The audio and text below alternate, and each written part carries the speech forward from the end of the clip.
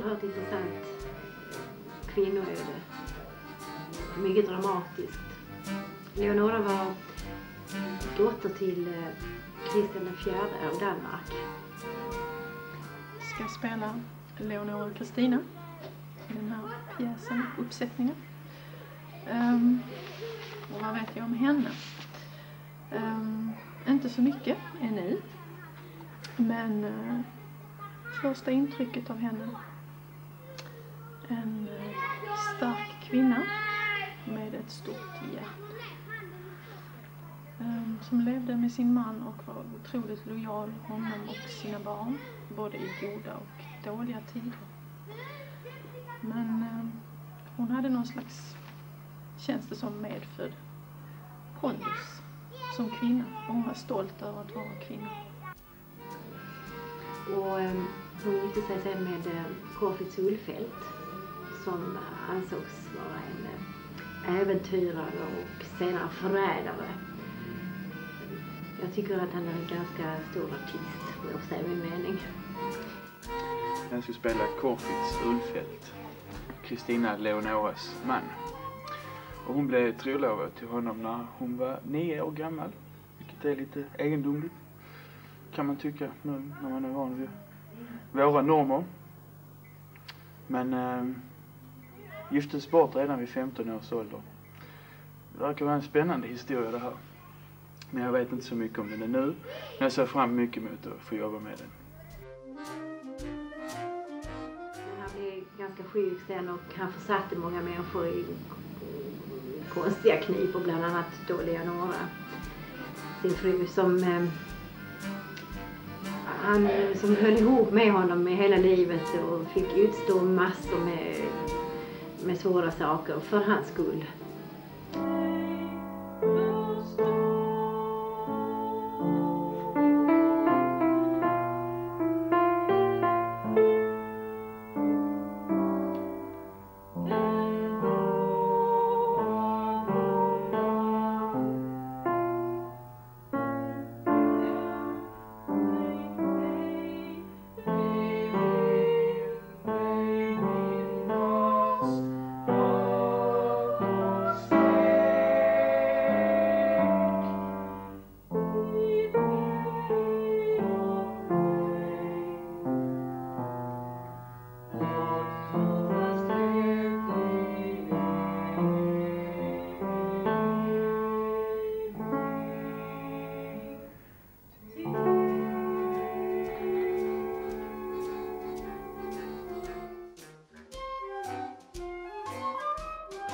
Och till slut då hamnade hon i fängelse och fick sitta där i 22 år.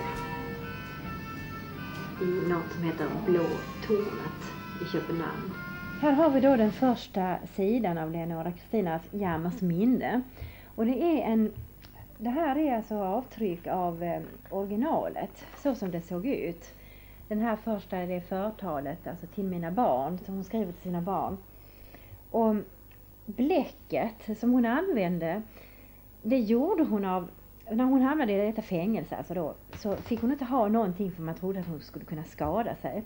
Och då, för att hon hade ingen penna och ingenting. Och bläcket,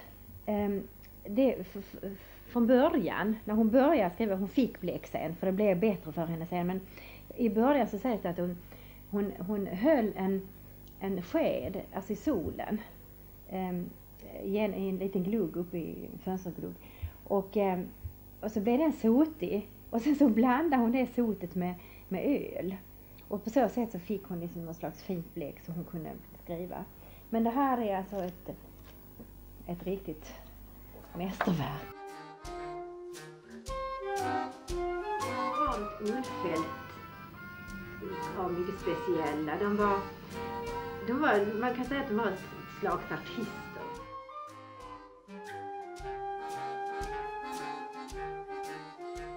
Jag har med mig ett brev från kung Fredrik som han vill att ni undertecknar. Så fort ni har gjort det är ni fria och kan lämna honom.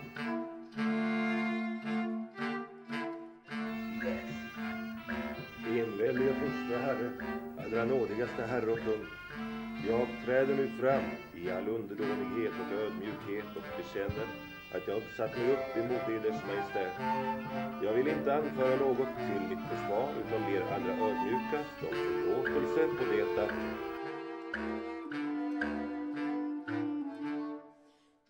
Det här skriver jag aldrig på. Hellre dör jag. Det är ju naturligtvis oerhört svårt att beskriva människor och hur de var och sådär. Men det finns ju en hel del böcker att läsa i så att säga om man kan ta reda på. Och det är väldigt roligt att läsa mycket så man får många källor att välja på. Och det finns mycket skrivet för det här är ju en mycket berömd tid. Alltså mycket dramatiskt berömd tid i vår historia, Danmarks och Sveriges historia. Det här är litteraturen så att säga. Sen får man försöka destillera det så gott man kan. Jag menar man kan ju göra en pjäs på 2 dagar om man vill, liksom. Maratonpjäs. Men så roligt ska vi väl kanske inte ha. Men det här är då olika källor som man kan leta i. Så det är rätt mycket arbete att skriva en pjäs. Därför att man måste ju vara ganska påläst. Även om man fabulerar lite här och där. För storyns skull får man ju lägga till eller dra ifrån lite här och var. Vi kommer att vara ungefär 30 skådespelare. Vi försöker göra det i olika roller. Vi kommer att berätta det mycket enkelt. Och det kommer att vara i form av ett resande teatersällskap. Som då kommer in och gör olika roller och de är med och berättar hela tiden. De lämnar aldrig scenen. Utan ibland är de publik och ibland är de träd och ibland är de är allting. Och vi tänkte ha med lite danser. Det finns så mycket olika då. Det finns från 13, 14, 15 och 1600-talet. Så vi ska testa lite olika och se vad som kan passa in i föreställningen. Jo, varför säger jag hela tiden att ni ska vända er ut och vara som små linslös? Det är ju också det här att i den här pjäsen, den börjar med, står det som finns i manuset, så står det att ett teatersällskap kommer in på scenen. Och det är därför som också man tänker det här att det är inte så mycket att ni är befolkningen som att dansa för er egen skull, utan ni är verkligen det här teatersällskapet, så det gäller att här dansar jag. Visserligen måste jag tyvärr vara med i en långdans, men det är trots allt jag. Alltså att det finns den här väldiga känslan av att jag. Ni ser väl mig nu, för sen kommer jag att uppträda i jag vet inte hur många roller. Alltså en sån. Så ja. Och utan att känna något, utan att det blir att man liksom ska ta bort den andra. Det är inte meningen. Nej. Nej, det här är all vänlighet. Än så länge är det vänligt. Vi kan ju prova att bara gå runt lite grann med lite musik, va?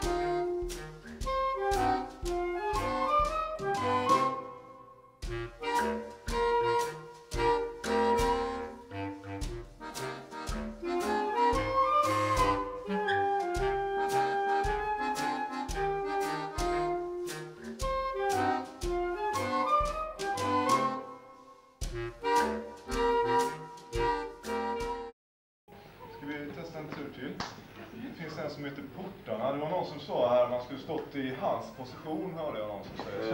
Så gör jag så att jag dansar liksom framför dig. Och så tar jag din hand och så gör vi en sån här. Och då kan du gå vidare, va? Du kan gå igenom. Och sen bildar du en port där, va? Så, va? Just så får vi tänka på att vi kan slänga portarna som inte hamnar i väggen här. Så det ska bli mycket spännande. att få göra det här projektet. Och det har varit mycket, mycket spännande att skriva den här pjäsen. För att hur den är så känner man sig lite rikare när man har fått lite mer kunskap om sina rötter. Var vi kommer ifrån och vad som har hänt här i Skåne och Danmark. Och jag kan ju tycka att det är mycket, mycket aktuellt just nu med bro och allt. Titta på honom, menar du det du säger?